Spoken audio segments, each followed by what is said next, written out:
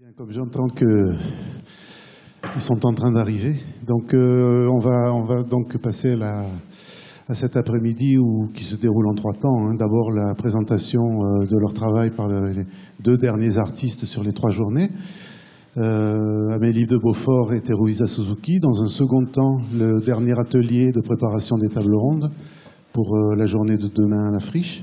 Et enfin, on essaiera de partir autour de 16h30 vers la Friche, un petit quart d'heure pour que vous puissiez voir l'expo avec la présence de tous les artistes sur place. Voilà. Donc, sans plus tarder, alors Amélie de Beaufort, artiste, qui est également s'occupe de l'atelier, qui est responsable de l'atelier de dessin à l'Académie royale des beaux-arts de Bruxelles, et qui va simplement vous présenter l'étendue de ses recherches en art. Je t'en prie, Amélie. Bon, mais je vais commencer par les remerciements chaleureux à Julien, Sylvie et Jean pour l'organisation de ce projet de recherche qui est fort passionnant et qui permet en plus de revoir de bons amis. Voilà.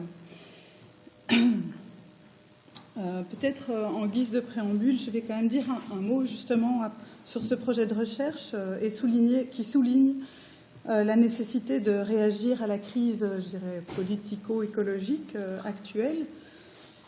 Et comme le disait, j'ai entendu hier Baptiste Morisot dire que ce n'est pas seulement le vivant qui est en crise, mais c'est aussi notre sensibilité au vivant. Et il me semble que là se loge aussi la question de la responsabilité du pouvoir de l'art, qui constitue un terrain privilégié pour la subjectivité. Il est de ces terrains, non seulement qui changent nos regards, mais qui nous font. Alors certains artistes considèrent que le monde est une fabrique où production et contemplation sont les 2 faces d'une même pièce. Plotin, dans son 30e traité d'Énéade, nous dit que chaque forme naturelle peut être considérée comme une méditation en cours et en même temps un agent de production.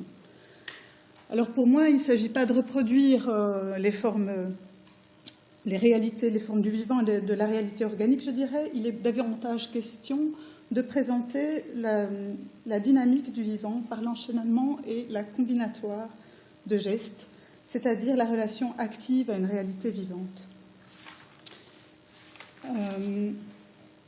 Alors, je m'intéresse surtout à des considérations topologiques de la manipulation des nœuds et de quelques gestes, je parlais de combinatoire tout à l'heure, qui font et défont le dessin.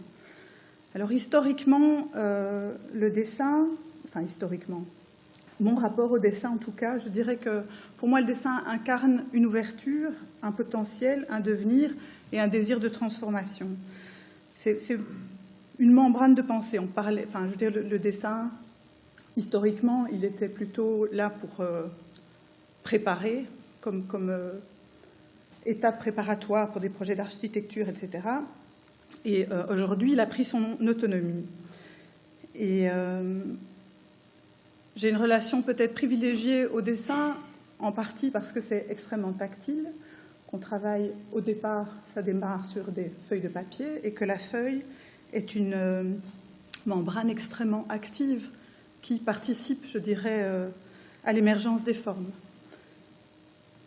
Alors cette sensibilité transformiste, elle paraît aller de pair avec des intérêts topologiques, puisque la topologie s'intéresse aux déformations continues. Alors, je vais peut-être décevoir s'il y a des mathématiciens dans la salle, mais moi, la topologie qui m'intéresse, c'est une topologie comme pour les enfants, avec une bande de papier, des ciseaux, de la colle, des manipulations et des gestes relativement simples. Alors, je parlerai de quelques gestes, parce que ça s'est construit comme ça. Je dirais, au départ, c'est un contact avec un matériau et des gestes. Et je dirais que dans les gestes qui ont peut-être compté, j'en ai énuméré quelques-uns, nouer, plier, percer, flécher, ouvrir, recouvrir, retourner. Alors, voilà, ça c'est une image de quelques petites recherches sur des torsions de surface. où je cherchais effectivement, comme je l'ai dit, je m'intéressais à la topologie. Alors je pense que sans doute ici, tout le monde sait ce que c'est qu'un anneau de Möbius. Tout le monde fait oui, personne fait non. Et donc je cherchais en fait à organiser des demi-torsions dans des surfaces un peu plus complexes, je dirais, que la bande de Möbius, qui est extrêmement identifiable, qu'elle soit en volume ou aplatie. Très vite, on la reconnaît. Et ça manquait un peu d'énigme pour moi, je dirais, même si le fonctionnement lui-même, dans la bande de Möbius, à même la bande de Möbius, lui reste quand même très déstabilisant parce qu'on y perd ses repères. Il n'y a ni haut ni bas, le local et le global sont irréductibles. On voit deux faces localement, mais globalement, il n'y a qu'une seule face, il n'y a qu'un seul bord. Donc ça, c'était des recherches, mais il n'y a pas que des nœuds de Möbius là-dedans. Alors, ça, c'est une pièce assez ancienne. Ce que j'appelle des flèches, ce sont ces espèces d'angles de L noirs, sauf qu'ils sont symétriques. Je m'en suis servie pour justement flécher des parcours, soit du bord, soit d'une ligne imaginaire qui parcourait la bande, par exemple avant de la nouer. Et puis, je noue la bande, je l'aplatis, je l'écrase, je la plie, et je me retrouve donc avec de nouveau un objet là qui a deux faces. Et j'ai reporté, je dirais, la situation des flèches en les poinçonnant, donc avec un petit outil pointu, j'ai perforé toute la surface, et puis j'ai décollé les flèches, qui étaient, l'image de ces flèches reportées sur une des faces, je les ai décollées, je les ai reportées, je dirais, la face arrière de l'objet plié, et puis j'ai remis en circulation, j'ai remis en volume, et j'ai fait circuler la bande sur elle-même. Et je vais vous montrer juste après un détail donc d'un des plis et de ces flèches qui sont déplacées, découpées, repérées. Donc, comme je le disais, si vous avez déjà joué avec un anneau de Möbius, l'endroit où on coupe dans la bande va produire des surprises. C'est-à-dire que si on prend une paire de ciseaux, qu'on a un anneau de Möbius, et qu'on se met à suivre la ligne médiane, quand elle est collée avec les ciseaux, on a un certain type d'objet. Et si on se met à couper le long d'un... pas au milieu, n'importe où, mais pas au milieu dans la surface, je dirais, en essayant d'être à quelques centimètres d'un bord, on va obtenir un objet topologiquement totalement différent. Donc je me suis un peu amusée avec la circulation des bords. Et donc ici... je ne sais pas si c'est... pour moi, c'est assez clair, mais donc il y avait ces espèces de collants rouges et plus ou moins verts qui étaient collés sur les bords de la surface. Alors, j'avais collé ça avant de la nouer et de la rejoindre. Et je crois que j'avais fait ça sur un bord d'un côté de la surface quand elle était bilatère. Et le bord opposé, je l'avais mis à l'envers. Je crois que c'est ça que j'arrive à voir, pas tout à fait sûr. Et puis j'ai poinçonné, donc j'ai écrasé la surface, j'ai poinçonné tout le parcours le long de ce bord, à gauche et à droite de cette ligne rouge, si vous voulez, et je l'ai désolidarisé en partie de la surface, et puis je l'ai remis en volume. Et donc c'est ça qui fait qu'à un moment donné, vous voyez qu'il y a... Alors, ce qui m'amusait, c'est que la boucle, je crois peut-être qu'avec la boucle qui est là, ça redessine quasiment un 8, parce que ça va trop vite du coup.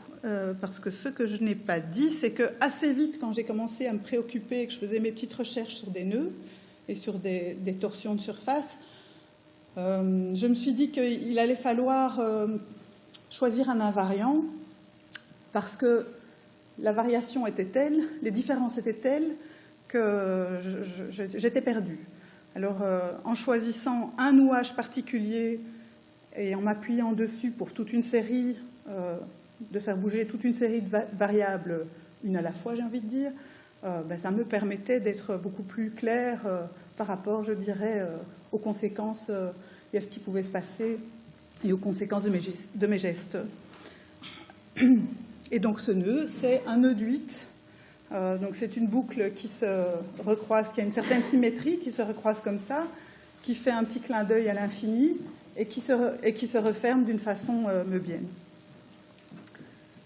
Donc il y a aussi eu des jeux. Alors comme une des manipulations, c'était le passage du volume à la surface pliée, j'ai presque toujours essayé de, quand une série venait, quand une combinatoire de gestes m'intéressait et que j'en faisais une série, d'essayer de trouver une série qui mettait à peu près en jeu les mêmes questions, mais dans un dialogue, une série à plat, je dirais, par rapport à une série en volume.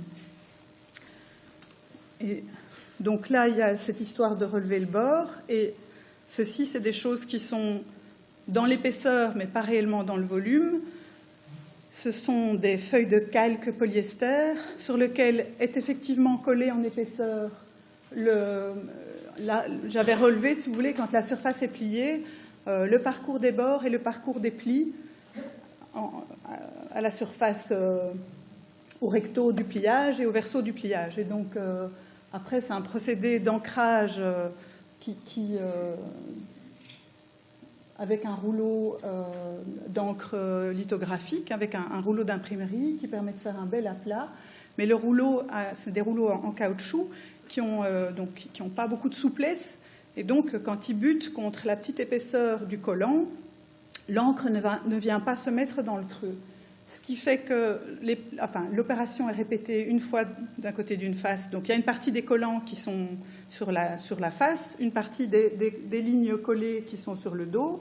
Et donc, il y a une surface de couleur là. Quand c'est sec, pouf, je le retourne. Je prends une autre couleur et j'applique donc la couleur de l'autre côté. Et ce qui se passe, assez étonnant, c'est que donc là où il y a une lacune le long de l'épaisseur, je ne sais pas si c'est clair, de la ligne qui est collée, ce qu'on voit, c'est la couleur qui est au dos. Mais optiquement, cette couleur, elle vient fort à l'avant, quoi. Bon. Et donc il y a une espèce de trouble entre ces jeux de lignes et la façon dont la couleur... Alors celui qui est à gauche, il y a effectivement deux couleurs. Je crois que celui qui est à droite, il y a deux couleurs aussi, en fait. Mais je ne vois pas super bien. Il y a un rose et un jaune. Et de l'autre côté, c'est un violet et un vert. Un truc comme ça.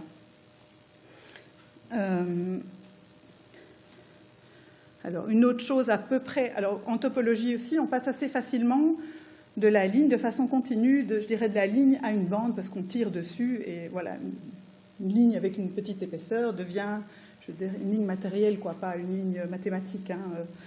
Bon, mais il faut m'excuser si je suis parfois un peu... Je simplifie un peu les choses. Et donc, j'ai joué aussi avec des ficelles nouées de la même façon que cette bande, donc nouées en 8. Et ici, il y avait l'idée d'installer deux parcours de la même ficelle projetés sur ce mur, avec des petits points en pâte à modeler. Et donc, il y a une première proposition qui a l'air plus effacée, c'est parce que c'est la trace des petites boulettes, parce que je les ai enlevées pour faire, enfin, c'est pas tout à fait les mêmes, mais... Et donc, j'ai bougé la ficelle, si vous voulez, autour d'un point fixe, qu'on ne voit pas sur la photo, mais il y avait un point fixe.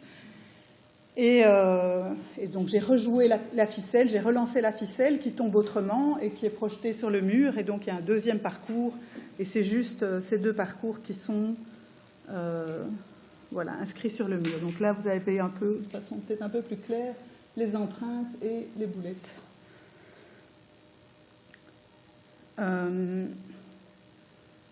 Donc, quand j'ai dit qu'il y avait une série de gestes qui m'intéressaient, c'était percer, c'est quelque chose qui est très important parce que ces trous modifient la surface et en plus, ils sont un indice de cette continuité d'une certaine façon du recto et du verso parce que j'utilise un poinçon et là, par contre, la traversée, elle est orientée. J'ai mon dessin à plat, je mets mon petit poinçon, j'ai un marteau, je tape dessus et en fait le papier s'ouvre en repoussant des petites lèvres dans le sens de la traversée. Et donc comme ça m'arrive de faire des trous, de retourner la surface à certains moments, eh bien on peut voir qu'il y a des sens de traversée, enfin dans les deux sens entre guillemets, ce qui est un indice si vous voulez du retournement réel du support.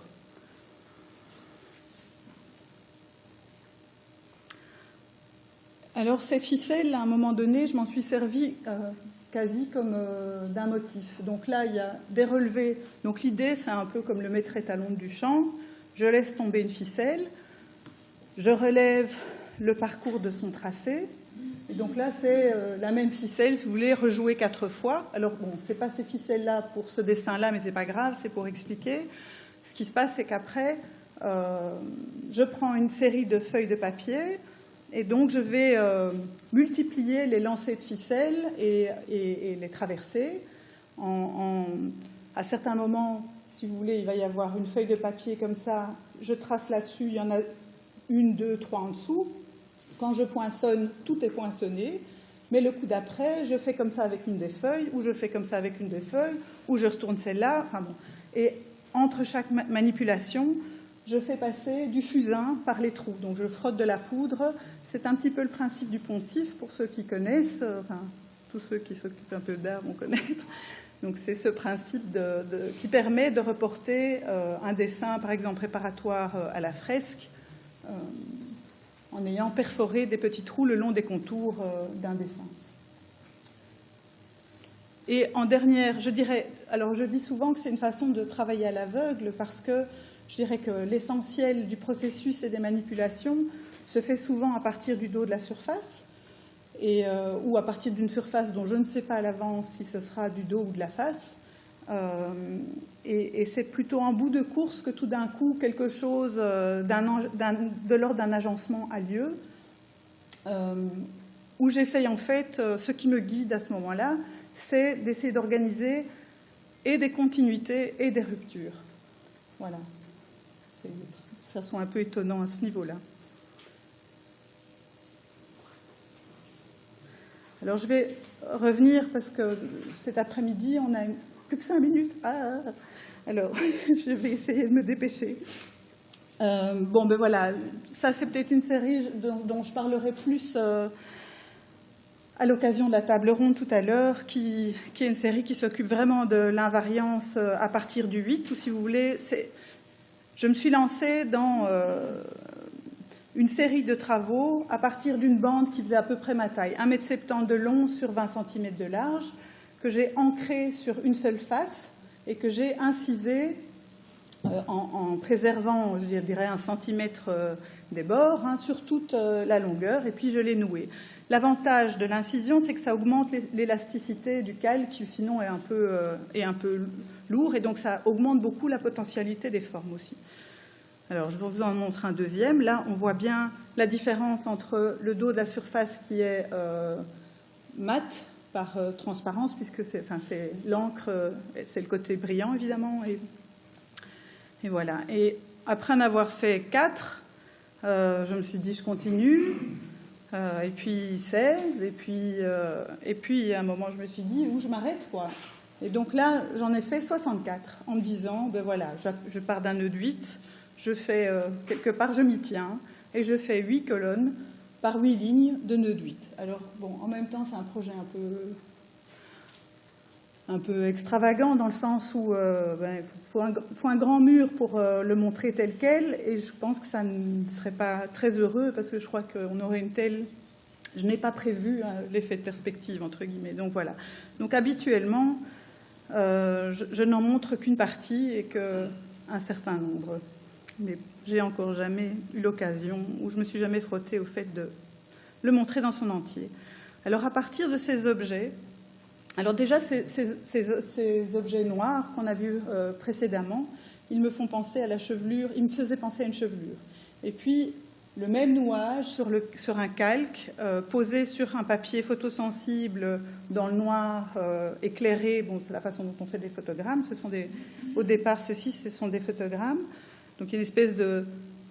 ça fait penser à des radiographies, si vous voulez. Enfin, l'image se trace, mais de nouveau à l'aveugle, dans le noir, parce qu'au moment où on éclaire l'objet, on ne voit pas du tout ce qui se passe, quoi. C'est seulement au moment où on dépose, où on met la feuille dans le révélateur, fixateur, etc., que l'image apparaît.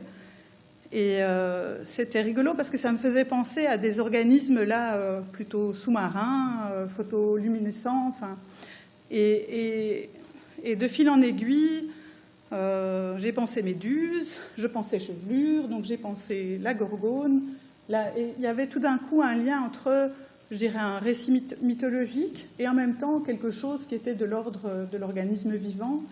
Et c'est marrant parce qu'en se penchant un peu sur l'histoire, j'étais aussi tombée sur des magnifiques, j'en ai pas pris d'image, mais des magnifiques aquarelles de Le Sueur, qui est parti en expédition australe et qui a ramené, je dirais, des tas de spécimens de méduses, qui les a peints. Enfin, il y a une grande collection de son œuvre est au Havre, au musée d'histoire naturelle.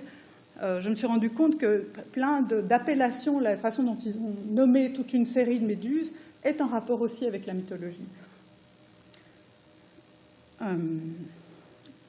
Et bon, depuis toujours, j'ai une petite collection, je dirais, de fossiles et de coraux qui m'accompagnent. Et bon, on aura l'occasion tantôt de le voir à l'exposition. C'est mon environnement dans mon atelier. Je dessine avec ces objets. Et ça faisait un certain temps que j'avais envie de les exposer, je dirais, au mur, au même titre que mes dessins. Et Biomorphisme, ça a été l'occasion de le faire. Alors, très rapidement, c'est à partir de ces photogrammes, donc les deux images qu'on a vues précédemment. Alors, il y a plein d'échecs, parce que justement, ça se fait à l'aveugle. Et donc, il y a plein de moments où, je dirais, le rapport entre ce qui a été éclairé, caché, n'est pas satisfaisant. Et, à mes yeux, la qualité n'est pas suffisante. Ça ne vient pas raconter cette espèce d'apparition, et puis l'entièreté du nœud. Et donc, je me suis servi de ces chutes à un moment donné pour en prélever des fragments et les réorganiser, je dirais, sous forme de collage, en ayant à l'esprit de dessiner à chaque fois, ou partiellement, ou, comme ici, totalement, je dirais, une courbe de 8. Et donc là, il y a un détail, c'est de nouveau pas un détail qui colle à cet objet-là, mais c'est pas grave, c'est parce qu'il est lisible. Et donc vous voyez qu'à chaque fois, sur tous ces photogrammes, ils sont à chaque fois poinçonnés par le dos, par la face. Et je dirais que ça vient animer la surface. Une chose que je n'ai pas dite, c'est l'occasion, c'est que qu'est-ce que ça change, cette histoire de topologie? Il y a peut-être encore deux choses importantes dont je voudrais parler quand même. C'est que l'enjeu fondamental du fait de dessiner, de tout d'un coup avoir considéré qu'il ne s'agissait pas de représenter des nœuds, mais de les présenter à la place des dessins, quoi. Et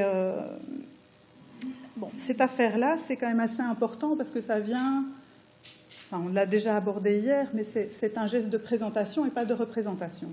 Et donc, on n'est plus tout à fait avec la même lecture, si vous voulez, ou le même regard que dans l'espace euclidien habituel de la représentation. Et donc, je voulais dire quelque chose de prévu avec ça. Je vais essayer de retomber sur mes pieds. Mais donc, entre autres, le fait aussi ce que ça change d'un point de vue... comment le regard change par cette topologie, c'est que le regard n'est plus un regard de visée, comme pour la perspective, mais c'est un regard qui va être beaucoup plus immanent à la surface.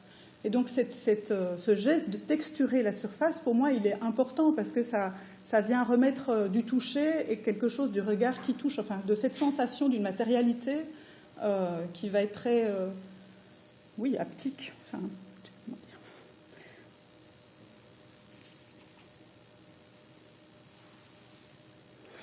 Et donc, de la même manière qu'on sort des enjeux de la représentation, la conséquence, mais je crois que je l'ai abondamment déjà un peu égrené, c'est que l'intérêt pour l'image, tout d'un coup, il se déplace vers l'intérêt pour la manipulation, les gestes. Et donc, c'est une façon très différente d'envisager le processus de la création. Je ne sais pas, j'imagine qu'on doit y être.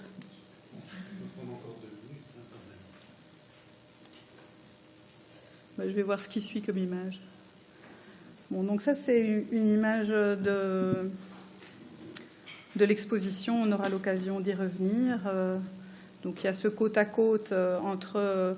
Là, ce ne sont plus les photogrammes. Ça m'a intéressé de les avoir hors échelle. Et donc, je les ai fait scanner et imprimer. Donc ça, ce sont des impressions jet d'encre. Là, à droite, ce ne sont plus des photogrammes. Alors, je n'ai pas pu résister à vous montrer ce magnifique corail qui fait partie de l'exposition. Et donc, voilà comment, par exemple, un des côte à côte où il y a une ammonite au sol et puis 2 pièces. Mais bon, sans doute qu'on aura l'occasion d'échanger. Ah oui, puis un fameux tapis aussi.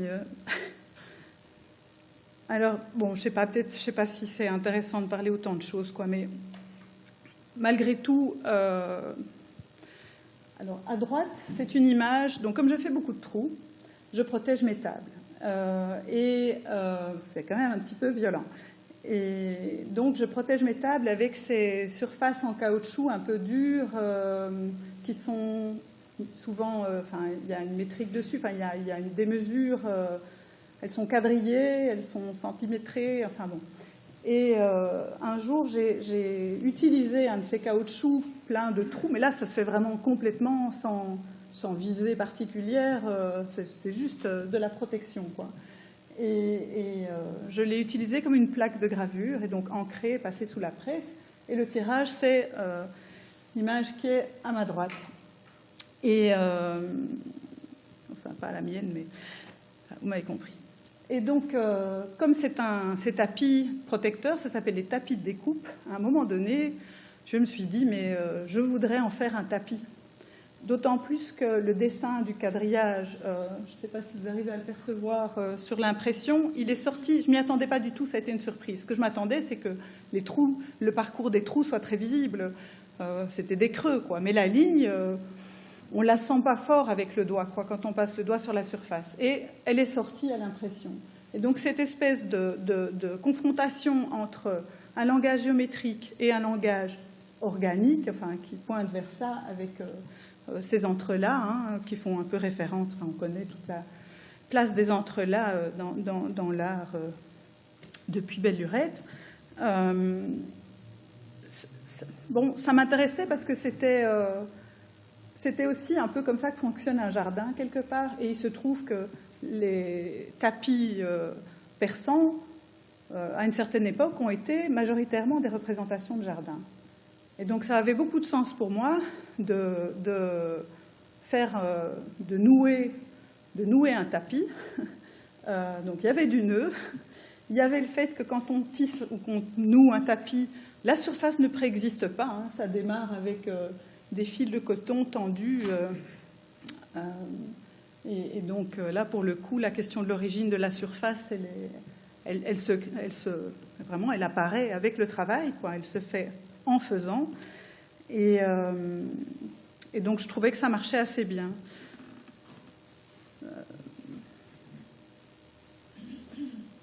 Et puis, j'ai cette grille, ce tapis... vert avec cette grille qui apparaissait doucement. Alors là, c'est un autre intérêt, je dirais, qui se croise. C'est bon, j'ai dit que j'utilisais un tapis de protection. Et il se fait que je me suis intéressée à la feuille de cuivre et à la feuille d'argent. Il y a des processus d'oxydation ou de corrosion. Et ce qui est marrant avec l'oxydation ou la corrosion, c'est qu'à la fois, c'est un processus qui est quand même une dégradation, quelque part. Enfin, en tout cas, ça change. Et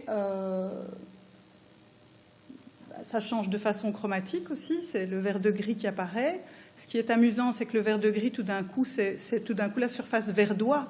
Et c'est presque une action de nouveau. C'est pas tout à fait appliquer une couleur. C'est pas le même geste, quoi.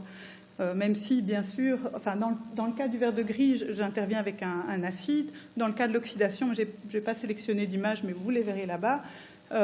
C'est plutôt, je dirais, parce que la feuille d'argent est collée sur une encre qui elle-même est acide, qui fait qu'il y a un processus d'oxydation plus lent dans le temps, beaucoup moins violent que quand on vient passer un acide, soit là c'est par devant, là c'est par derrière, c'est parce qu'il y a des petits trous, de nouveau, parcours de 8 trouées. Et j'ai retourné, par rapport à la situation qui est là, j'ai retourné le dessin sur la table, je passe l'acide s'écoule par les petits trous, et puis à un moment on retourne, on laisse reposer, on retourne, et voilà, quoi. Mais donc, ce qui est intéressant par rapport à cette histoire de protection, c'est que quand le processus s'arrête, c'est comme la rouille, ça devient, finalement, ça protège le métal qui reste sous-jacent. Donc, je trouvais amusant de rejouer cette histoire de tapis de protection de la table, un peu autrement, enfin, avec cette histoire de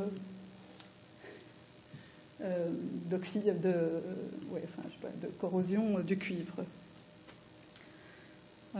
Et donc, voilà, je pense que je dois m'arrêter. Hein. Ah oui, c'est bien, parce que je n'ai plus rien. Désolée, Amélie, merci beaucoup en tout cas. Et donc,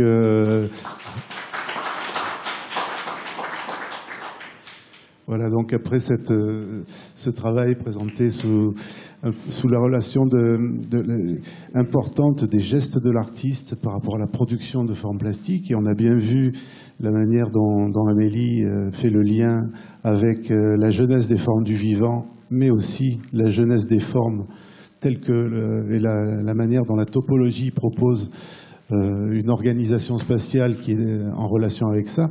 On va voir qu'avec Teruisa Suzuki, donc, qui est un artiste qui vit essentiellement en France, hein, on va dire, même s'il voyage pas mal pour son travail, notamment au Japon, bien sûr, dont il est issu. On va voir que cette entrée dans le biomorphisme est plus liée à une manière de percevoir de ce qu'est aujourd'hui le land art, on va dire, pour aller très vite.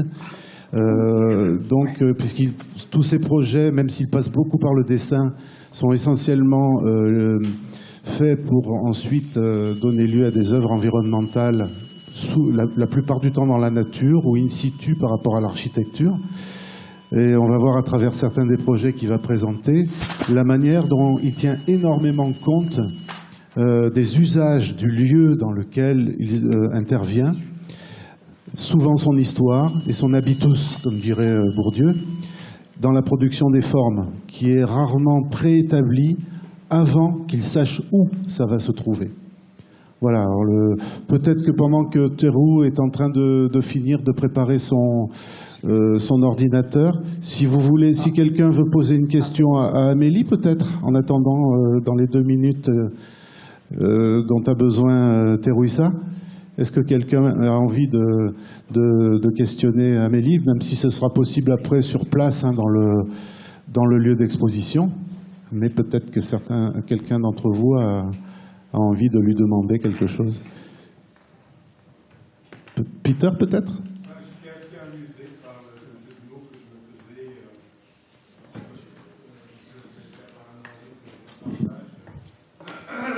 le tapis persan avec un CCD. Et j'aurais aimé, puis il y a quand même quelque chose dans le poinçonnage, le côté je passe à travers, le patron, le poncif, quelque chose qui est en commun entre tout ça, le papier qui se déchire le long d'une ligne qui est percée, le papier qui est déchiré le long d'une ligne qui est pointillée, comme ça, une chose de pointage, et j'aurais aimé qu'elle essaie de nous expliquer quel est le lien entre ces opérations qui sont de délinéation, mais aussi de perçage, dans une perspective, on dirait, plus générale. Mais bon, topologiquement, disons que c'est quand même une façon, si tu veux, de dessiner avec un espèce avec le réel du support, quelque chose comme ça, enfin avec sa réalité en tout cas, et avec sa matérialité. Donc c'est pas du tout c'est vrai que à un moment c'était devenu difficile pour moi d'envisager de dessiner en traçant une ligne sur un papier. Enfin, je dessine toujours quand même de façon, mais effectivement c'est plutôt de l'ordre du croquis, enfin de l'amusement, du temps qui passe. Alors que j'ai l'impression, enfin je crois pas que je répondrai à ta question parce que il va me falloir du temps pour rassembler peut-être mes esprits autour de ça, mais c'est assez marrant que le trou, à un moment donné, aussi, finit par définir la forme, quelque chose comme ça. C'est de ce côté-là que ça m'intéressait et que, effectivement, je ne découpe pas. Je tire sur le bord et ça lâche de la ligne. Je veux dire, c'est parce que j'éloigne. Oui. Automatisme, une répétition, et c'est par l'accumulation et la fragilité. Enfin, c'est quand même. Je fais tout pour fragiliser. Enfin, c'est aussi les possibilités du papier, quoi. C'est le potentiel du papier, c'est qu'il se froisse, il se déchire, il se perce assez facilement. Ce qui m'intéressait au départ dans le trou, je l'ai dit, c'est ce qui faisait qu'on avait une traversée matérielle et qu'on avait l'épaisseur du papier était du coup comme une évidence, c'était montré, quoi. On pouvait plus, c'était plus un écran, c'est plus l'écran qui reçoit l'image, c'est déplacé. Il n'y a pas de représentation. Mais tu peux jamais tout à fait échapper au fait qu'il y a de la figure, par exemple. Le nœud est là comme un motif. Est-ce qu'il est représenté quand je trace, c'est une projection, si tu veux. Là, il y a un jeu avec ça quand même. Mais il me semble pas que ça fasse image dans l'acceptation habituelle de ce que c'est la représentation. Est-ce que ça répond à ta question? En tout cas, la traversée, on a les deux dimensions topologiques de la surface, qui en même temps joue quand même avec une troisième dimension, puis cette percée, c'est comme si on avait une quatrième dimension qui venait violer la logique du rapport entre les deux et les trois dimensions. Donc il y a différentes procédures qui ça violer de différentes manières. Oui.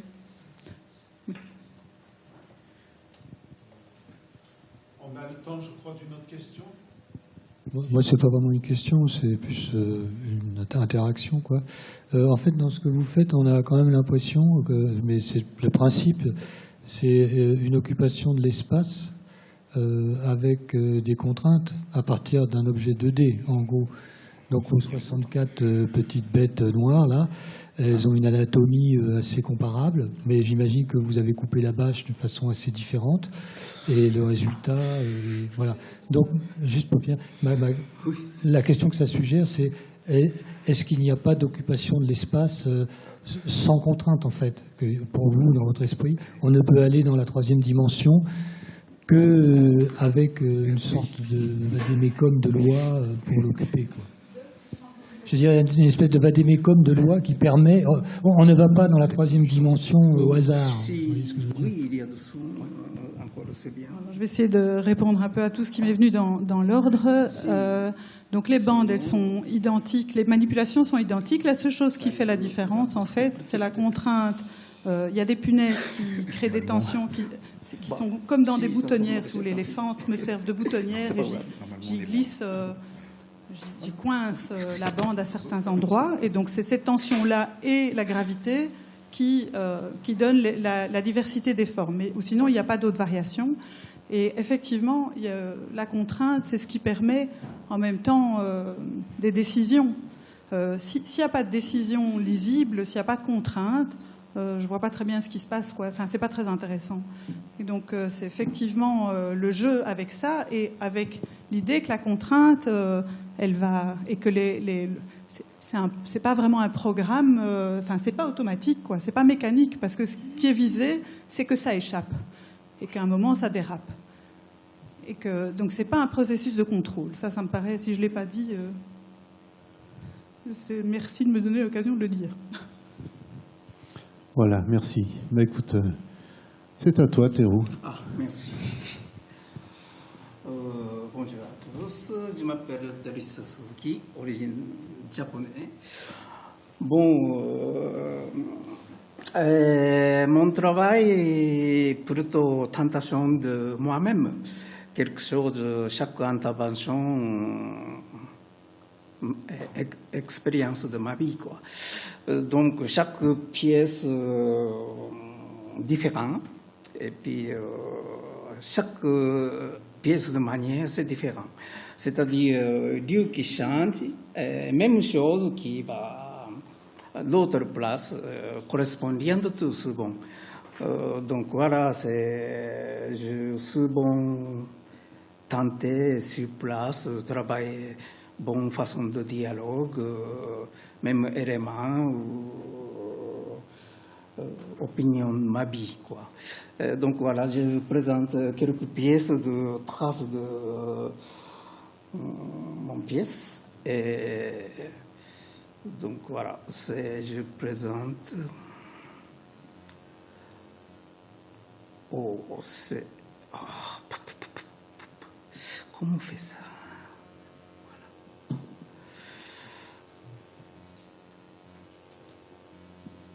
Voilà. On peut grandir celui-là. Et cette pièce, banlieue de Paris, petit village aubressoise, 1994. Bien sûr, lieu qui est très particulier, lieu impressionniste. Cézanne, Vincent Van Gogh, Pissarro, beaucoup d'artistes qui étaient travaillés petit village. Et puis voilà, c'est hasard, j'ai installé cette petit village précieuse, donc tentation d'expérience de ma vie, quoi. Et cette pièce qui s'appelle Nobi. Et Nobi, c'est comme langage japonais, un peu poétique. No, ça veut dire la terre. Bi, ça veut dire four. Quelque chose,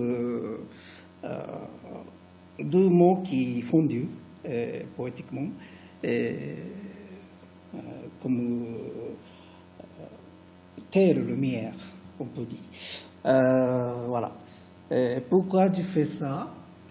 Parce que j'ai trouvé champ abandonné, ancien lieu de cultivation, gens qui est complètement inutile, donc voilà, un endroit complètement perdu. Mais pour moi, très symbolique parce que ancien champ de tournesol, ancien champ de boulet, Vincent Van Gogh qui était travaillé sur place. Et donc voilà, je commençais à réfléchir mauvaises herbes qui poussent 1 mètre plus. Donc voilà, commencer nettoyage. Bien sûr, pour autorisation, c'était 3 ans de prix d'autorisation. C'était compliqué. Mais voilà, commence coup de broussailleuse, nettoyage, et puis ramasser herbes, séchage. Et je fais format comme ça, géométrique, correspond un peu manifestement géométrique, triangle, imagination de boussole sur la terre. Et voilà. Et puis, chez nous, c'est très important dialogue avec nature. Nature, c'est uniquement la terre, pas terre, non, plutôt dialogue du ciel ailleurs. C'était pour ça, quand est-ce que tombait la nuit, on a allumé la terre. Et donc voilà, j'ai commencé au début de l'image, allumé le feu. Si le soleil qui couche, et chaud qui descend. Donc voilà, direction de vent de nord qui arrive direction sud. C'est-à-dire automatiquement, petit à petit, flamme qui est tracée comme ça. Là, c'est complètement comme la flèche. Et puis, dans la nuit, invité presque 100 personnes habitant d'Auvers, allumé bougie, 1994. Voilà, c'était pour ça, cette manifestation. Voilà, Donc, voilà, dialogue avec habitants sur place. Et puis, voilà, histoire de météorologie japonaise, besoin de mois de juillet, plus près de Voie lactée qui, par rapport à la Terre, plus près de position qui arrive. Donc voilà, moment nous qui manifester, proposition, contact avec le ciel, avec la Terre. Et là, autre chose, voilà, ça c'est autre chose. Encore végétation naturelle, zone verte. Cette coin-là, tige de noisier qui pousse très fort. Donc voilà, ramasser tige de noisier, utilisation pour amuser petit chemin, sentier. Cette pièce spectateur qui monte dessus, qui bouge. Quelque chose comment ça s'appelle? Voilà. Je ne peux pas bien expliquer quand même un truc qui s'appelle maquis. Maquis, c'est comme c'était pour ça un peu ça rôle. Quelque chose, je plaisante. Ça aussi, pièce de Aubert-sur-Oise, ancien château d'Aubert, plus ancien propriétaire de Marie de Médicis. Et conseil général qui décide de cette époque rénovation du château. Donc j'ai particulièrement proposé quelque chose avant la destruction de cette coin-là, quelque chose voilà, amusé avec la lumière. Voilà, j'ai commencé à encore le nettoyage de coin de grotte. Plusieurs tonnes de gravat et puis bois pourri qui était manifestement, c'était plein dans l'espace. Donc finalement, j'ai brûlé. C'est comme, voilà, c'est arrivé finalement cendres blanches par terre, partout. C'était très très beau. Et puis voilà, antérieur, je allume le feu, rocher qui va fragiliser. Donc en même temps, j'ai taillé grotte pour allumer la lumière, pour comment dire, amener la lumière. Donc voilà, ça c'est vu de là-haut, tailler grotte pour mince, c'est difficile à dire. Voilà. Et puis cette matière, c'est ancienne usine qui fermait, usine de papier quoi. Plusieurs centaines de longs calques. J'ai utilisé avec coulée résine pour assemblage. Et milieu, il y a de petits trous, voilà, pour traverser l'air, pour lumière aussi. Phénomène naturel vraiment étonnant. Intérieur de grotte, extérieur de grotte, température qui est complètement différente. Donc, petit trou qui uniquement arrive quelque chose lié extérieur et intérieur. Ça, cette pièce qui souffre, qui bouge. Donc, imagination comme grotte qui souffre, qui bouge, aspirer, respirer, quoi. Donc voilà, j'ai présenté aux spectateurs qui dormaient sur le matelas, imagination de ciel ouvert aux différentes lumières.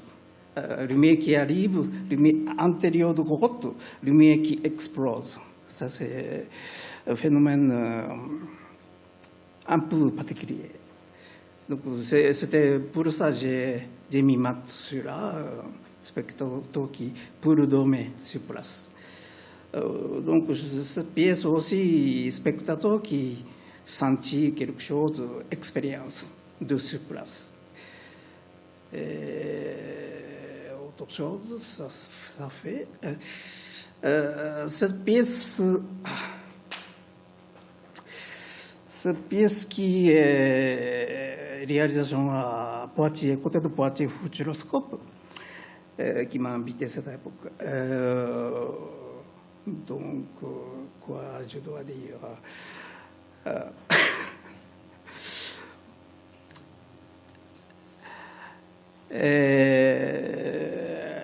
Futuroscope, c'est plutôt au milieu de France, à latitude nord, 45 degrés sur place.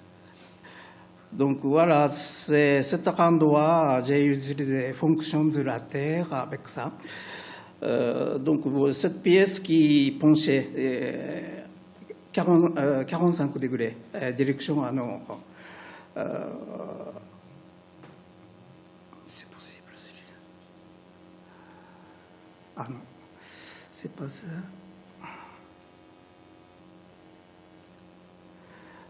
Bon, tant pis.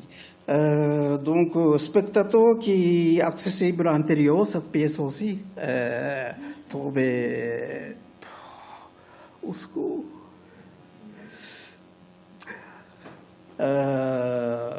Voilà, agréable espace, quelque chose, imagination de rotation de planète par rapport à l'axe de l'étoile polaire.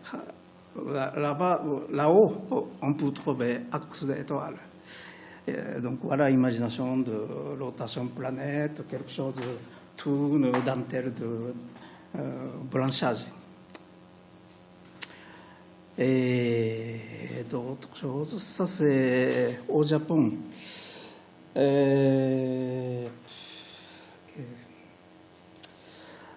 Histoire de destruction de bambou gilet. J'ai utilisé voilà, cette coin de bambou. Bambou qui donnait quelque chose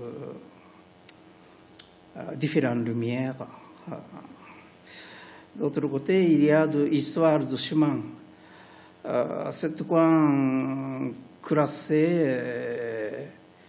au Japon parce que lieu très important, ancien sentier depuis le XIIIe siècle, qui existe. De ce côté, il y a des petits sentiers très, très anciens.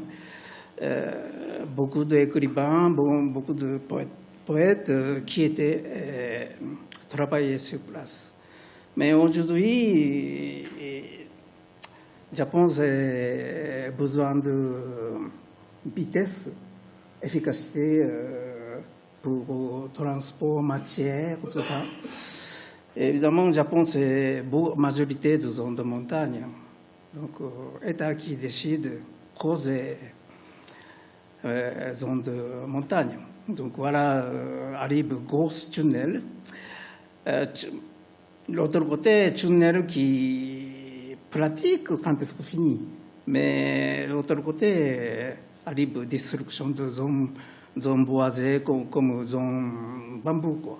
Donc voilà, c'est pour la question, bon dialogue de nature aujourd'hui. Bon, je sais pas quoi. Il y a des contrastes de lumière. Donc cette pièce qui s'appelle Dôme, j'ai décidé du format de dôme. Dôme, bien sûr, silhouette de tunnel, Sabian Dôme. Spectateur qui, bien sûr, cette pièce aussi est accessible. Voilà, c'est si le soleil qui tape, lumière qui arrive, c'est un phénomène vraiment étonnant. Celui-là, c'est 6 gens qui passent de l'autre côté. Gens de, comment dire, gens d'ombre qui traversaient, pixelisés, rond, quelque chose comme ça. C'est des formations de passage de lumière, c'est assez surprise. Donc cette pièce aussi pour amuser la lumière. Voilà, cette pièce aussi. Là, c'est matière complètement différente. Époque 2007-2008. Lieu de Chalon-sur-Saône.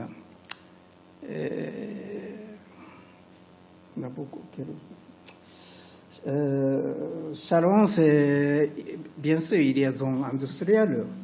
Beaucoup de compagnies américaines qui sont installées sur place, particulièrement, spécialement très important, grosse entreprise de Kodak. Malheureusement, à cette époque, voilà, Kodak, c'est fabricant de pellicules argentiques. Aujourd'hui, argentique, c'est fermé, fini. Donc, arrive une situation usine fermée. Et voilà, c'était pour ça que j'ai trouvé beaucoup de dégâts, de traces de usine. Donc, à ramasser matière métallique, canalisation de tubes, démonter et monter. Et puis, il y a d'autres histoires de Chalon, très célèbres. Histoire de comment dire, très célèbre histoire de premier tirage de photos qui s'appelle Niels pour Niepce. Niepce qui réalisait le premier tirage de photos dans le monde. Donc voilà, c'est un musée qui m'a invité. Cette époque, et puis voilà, présenter ma pièce. Pourquoi je fais ça rond, comme ça? Parce que cette pièce, j'ai besoin d'Internet, comme imagination de fonction de l'œil. Symboliquement. Donc, antérieur, j'ai installé 365 tubes, captés lumière, chaque tube différent. Donc, comme spectateur qui est accessible à l'intérieur, possible à conduire, taper lumière, qui est pour, comme arrive, comment dire, Léonard de Vinci et Vitruve, un truc comme ça, gens qui touchent le mur, cherchent la lumière, boule qui tourne. Donc voilà, cette pièce aussi pour amuser symboliquement en fonction de la lumière de l'œil de l'humain. Voilà. Et puis là, c'est... Ah, d'accord. Là, c'est l'installation de Bretagne.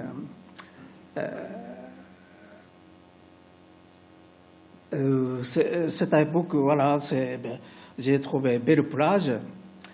Et puis, justement, histoire, un an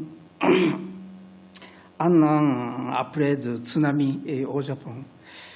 Donc, pour moi, quelque chose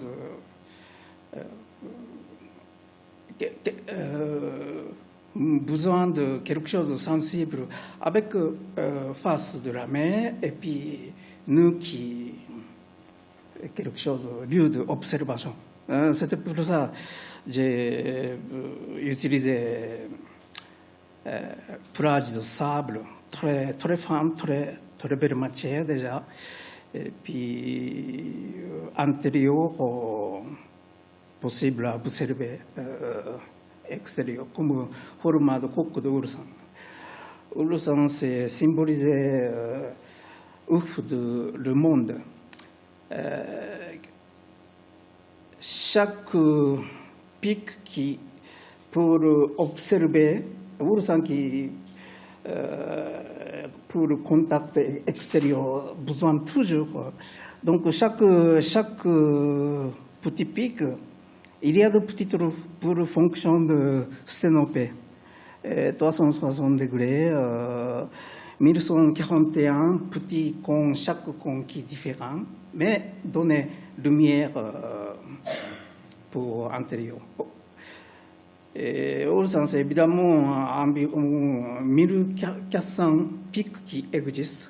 Donc voilà, j'ai un peu imagination de chiffres à peu près, et j'ai calculé, arrive cette fonction de pièce.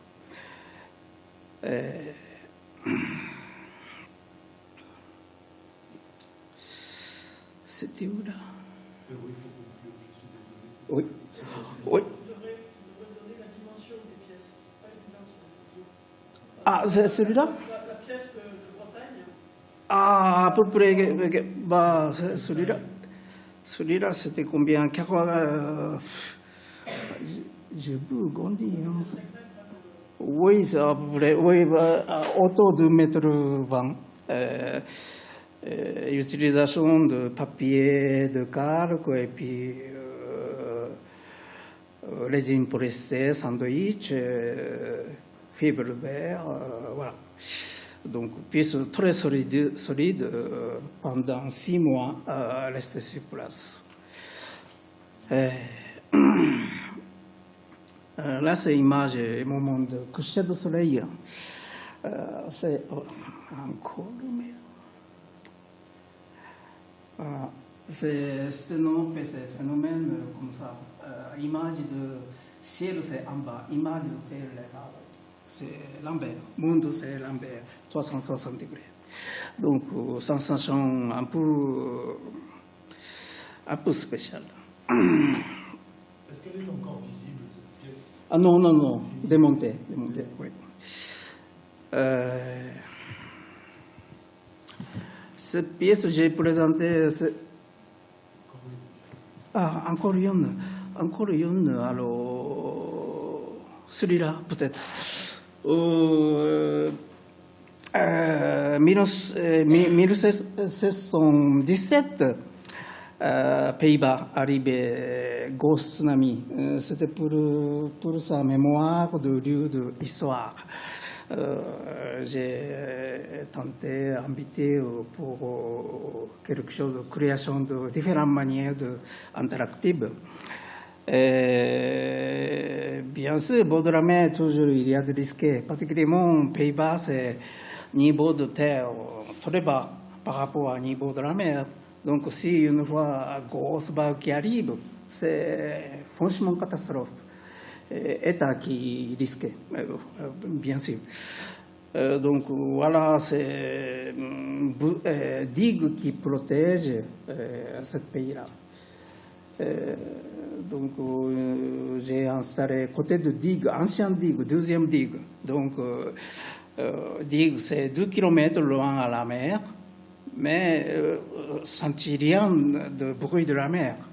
Mais cette pièce, pour sentir la mer, fonctionnement spectateur qui est accessible à l'intérieur dans la ronde, quoi, vide, comme capter le bruit de la mer, quelque chose comme coquillage, comme ça vient capter le bruit, quoi. Donc voilà. Et puis, extérieur, j'ai vu avec cagettes, quelques centaines de cagettes, parce que tsunami, c'est terrible. Lieu de l'agriculture, quelque chose de tout détruit.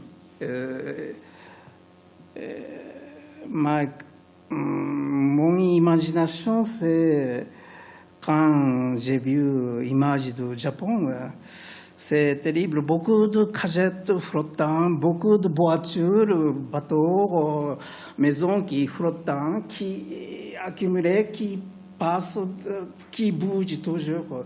Que c'est arrive tas de gravats. C'était pour ça un truc matière pour moi, quelque chose de très utile, bon, quand même très difficile à trouver pour moi, pardon. Adapter ce projet à tout ça. Matière légère pour le transport, et puis modifier facile, quelque chose, voilà, arrive pièce comme ça, à peu près 10 mètres longueur, 5 mètres 50 large, donc comme l'autre côté haut-parole, l'autre côté capteur de bruit. C'est quelque chose de fonctions différentes. Donc, cette pièce est aussi interactive pour le public, sentir quelque chose de différent. Donc voilà, j'ai parlé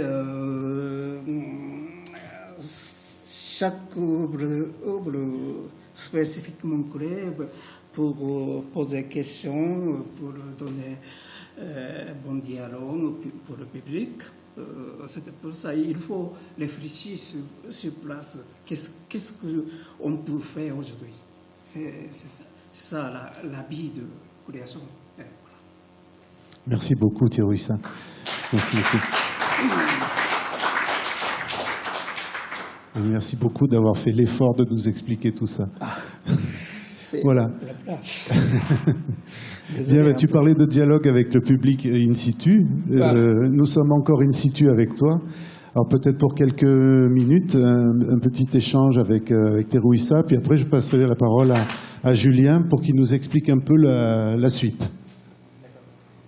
J'ai une question. J'ai été marqué dans ton approche artistique par le fait que quand tu parlais de la nature d'une manière personnifiée et que tu parlais d'une recherche dans ta création artistique de communication avec la nature, tu as parlé de parler avec le ciel et la terre, et le fait donc qu'il y a une sorte de leitmotiv qui revient en fait dans ta pratique artistique, de parler de la nature comme un interlocuteur chez qui tu vas rechercher une recherche de sens, de signification, qui prend la forme dans tes œuvres de chercher la lumière, d'un appel à la lumière. Est-ce que tu pourrais dire quelque chose de ces aspects, disons, à la fois de personnification de la nature et puis de la nature comme interlocuteur dans une quête de recherche de sens?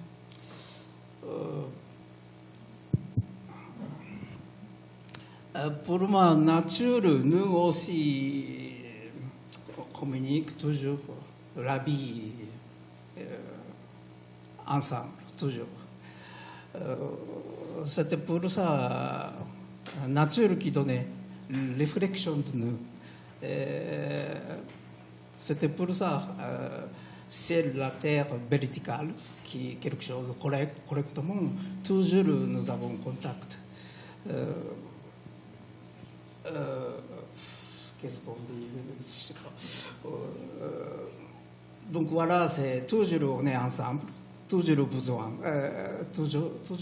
de communiquer. Voilà. Et puis essentiellement lumière qui donnait fonction de la vie toujours. C'était pour ça que ça m'intéresse, la lumière. Première base de matière. Voilà, c'est un élément très important pour la vie.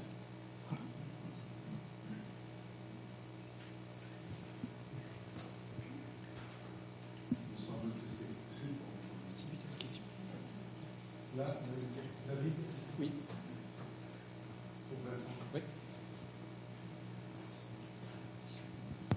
J'ai une question.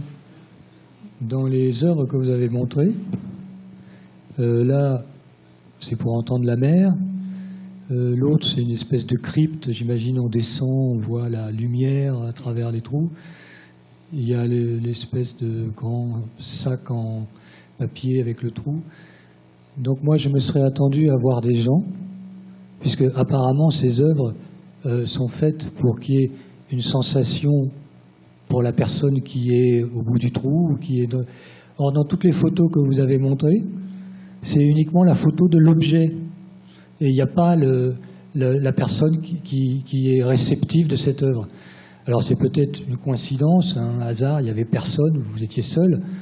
Mais est-ce que vous considérez l'objet que vous faites comme l'œuvre en soi, et elle vous appartient, et elle est un peu, je dirais presque égoïstement, elle est à vous, ou est-ce que l'œuvre est conçue réellement chez vous avec le visiteur qui est dedans? Oui, c'est parce que tous les matériaux fonctionnent tout le temps. Existent, fonctionnent tout le temps. Et voilà, tant qu'il passe, tous les matériaux qui fatiguent, matières qui évoluent différemment. Et voilà, passage de temps, gens qui arrivent, quelque chose communiqué au moment de matière d'évoluer.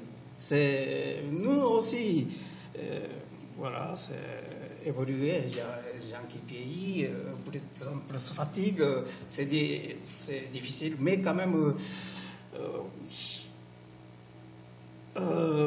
chaque moment très important. Si quelqu'un qui on s'en fout, on s'en fout.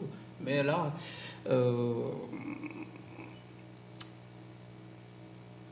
gens qui contactent matière à matière, face à face, arrive quelques dialogues, toujours. C'est ça, ça m'intéresse. Mais on ne les voit pas dans les photos, c'est ça un peu. Oui, c'est, voilà. Quand on photographie l'ordinaire et qu'on présente une photo de l'ordinaire, on ne croit pas. Oui, il y a quelques vidéos, donc voilà, sinon. C'est pas grave. Désolé un peu. Bon, la prochaine fois, je vais montrer l'image.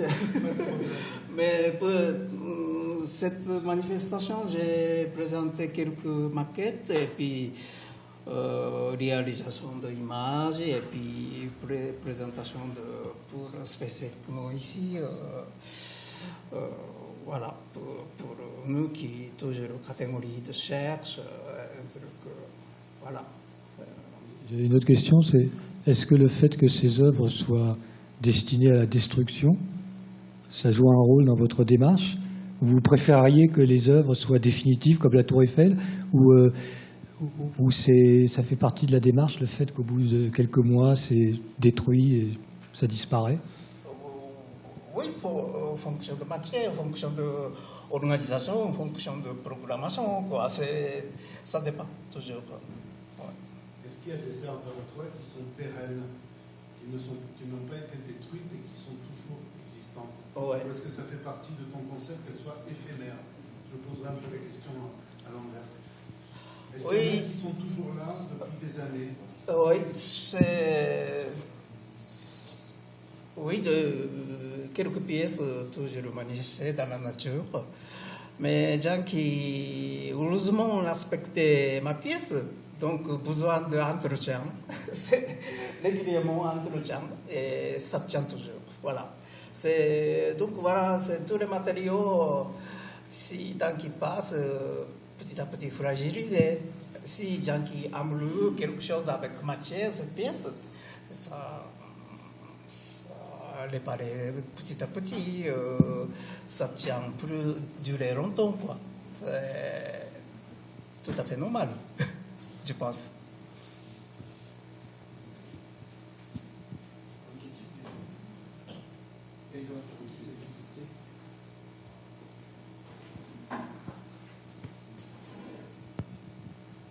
Bon, c'est une question simple.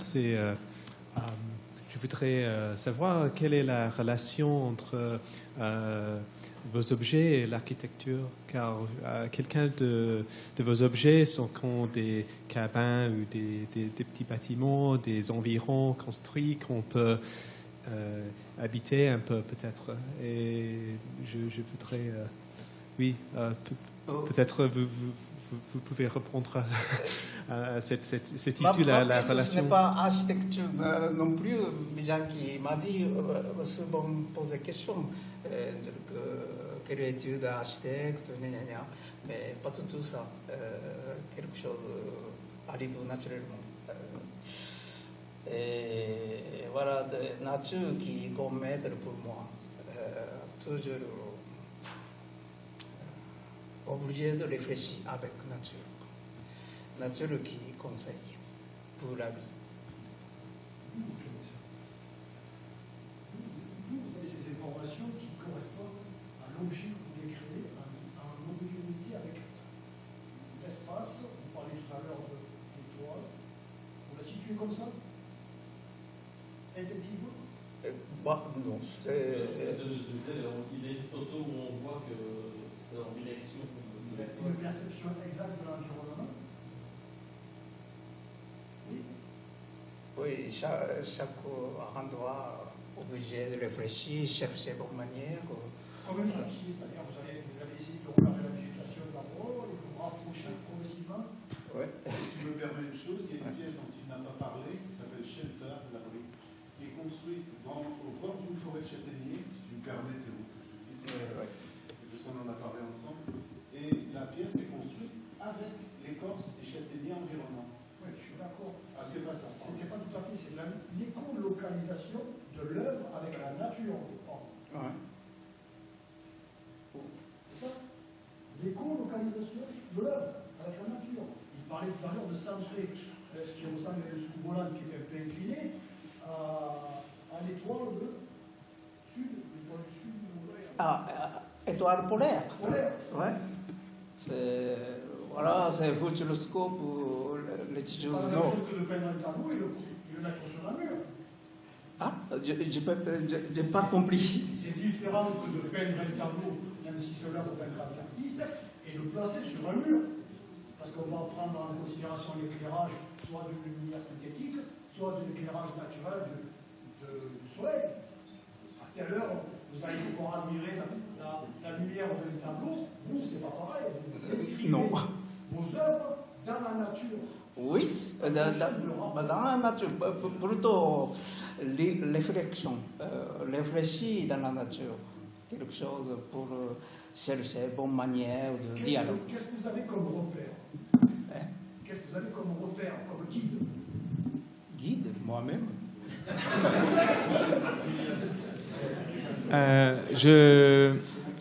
Mais encore merci. Désolé, je ne peux pas bien expliquer, mais quand même, voilà ma façon de construire, comment dire, un endroit qui donnait quelque chose de bonne information. Qu'est-ce qu'il a de spécifique cet endroit? Il vous convient. Il vous rend heureux cet endroit. Qu'est-ce que c'est qui vous plaît? Construire-le. Laissez-le répondre. J'essaie de donner plusieurs informations. Mais ce sont quand même des commandes, donc on vous dit à peu près. Toujours, moi, c'est tentation, tenter sur place, qu'est-ce que je peux faire, chercher une bonne manière de dialogue, et puis respecter chaque matière, quelle matière qui je aspire, quelque chose de bonne manière, je cherche.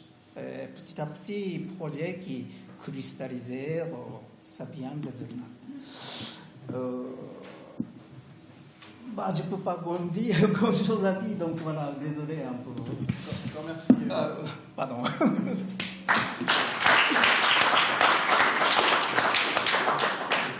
Alors, avant de nous lancer dans les derniers ateliers, je voulais vous parler de l'après-Imera. Et donc, l'après-Imera, ça comporte 2 étapes. Ça veut dire la journée de demain à la friche. Pour rappeler un petit peu dans quelle optique on a conçu la journée de demain. Pourquoi est-ce que ces 3 journées à l'Imera se prolongent dans cette journée à la friche. Et puis, l'après-Imera, c'est aussi la publication. Donc, on voulait aussi un peu vous parler des projets de publication qu'on a par rapport au projet. Quand on a conçu ce programme biomorphisme, on a toujours essayé au sein de ce programme de laisser la place pour plusieurs choses, de laisser la place à la recherche artistico-scientifique. Aussi, c'est un volet que tout le monde ne connaît pas, mais il y a eu un volet aussi enseignement, formation des étudiants à la transdisciplinarité, à l'art-science à travers le séminaire et à travers des activités qu'on a fait dans la licence sciences-humanités. Et puis, il y avait aussi une volonté de diffusion en fait, des problématiques que l'on porte scientifiquement auprès d'un public plus large que le public académique. Et la journée de demain à la Friche, elle a plusieurs fonctions. D'abord, on l'a toujours conçu comme un moment d'ouverture, de diffusion en fait, de nos activités scientifiques à un public plus large.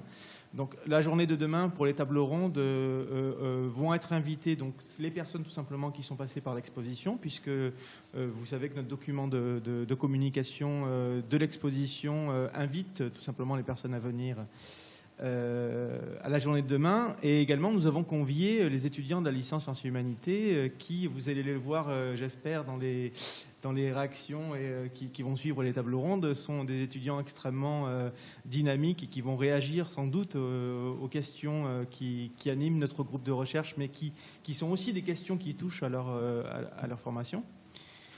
Et puis, l'autre raison, je pense, pour cette journée à la Friche de table ronde, c'est que pour certains d'entre vous, à l'IMERA, certains d'entre vous ont découvert un petit peu, même si vous avez suivi la formation de ce programme de recherche à distance, certains d'entre vous sont venus pour la première fois ici nous rencontrer à Marseille.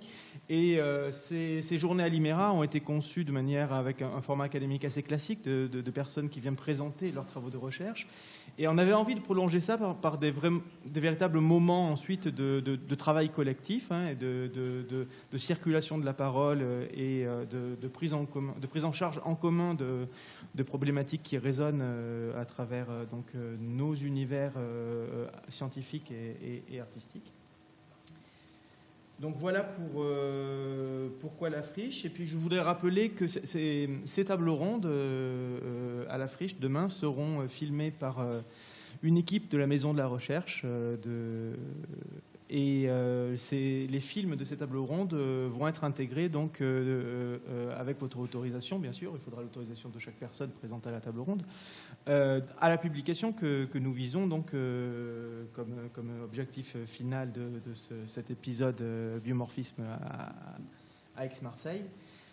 Alors, nous n'avons pas pris de décision définitive encore sur la publication, mais il y a quand même déjà des grandes lignes directrices, des envies qui naissent sur le format de cette publication.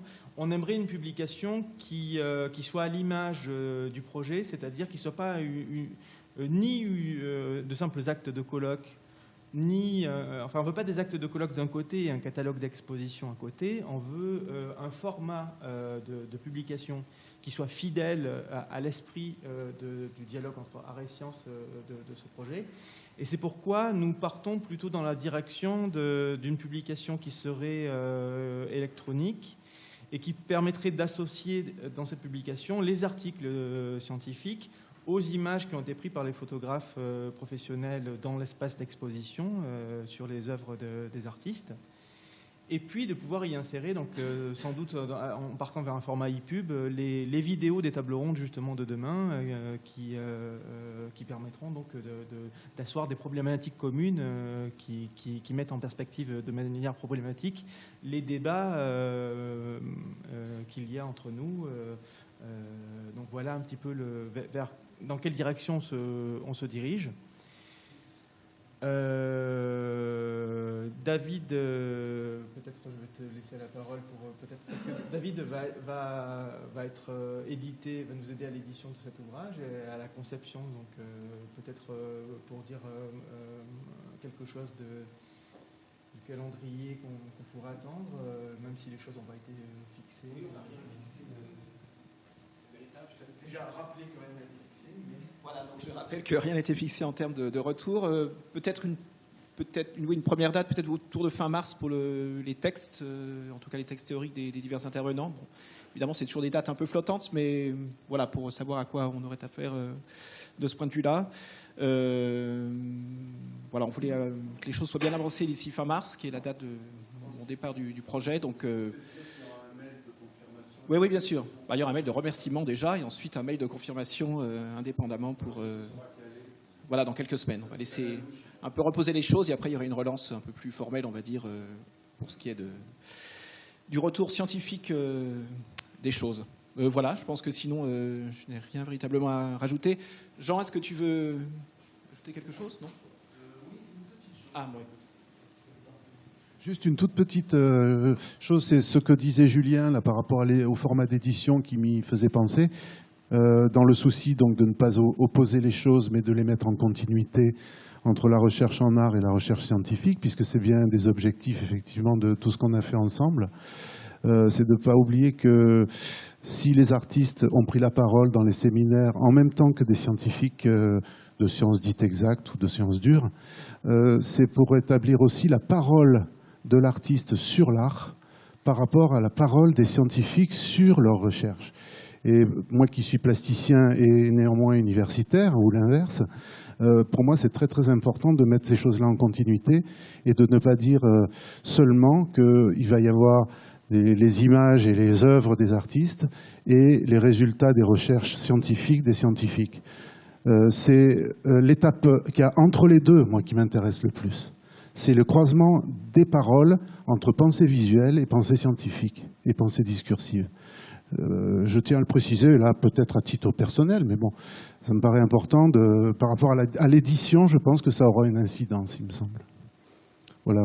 Donc, pour le reste, les calendriers, tout ça, vous serez bien informés rapidement.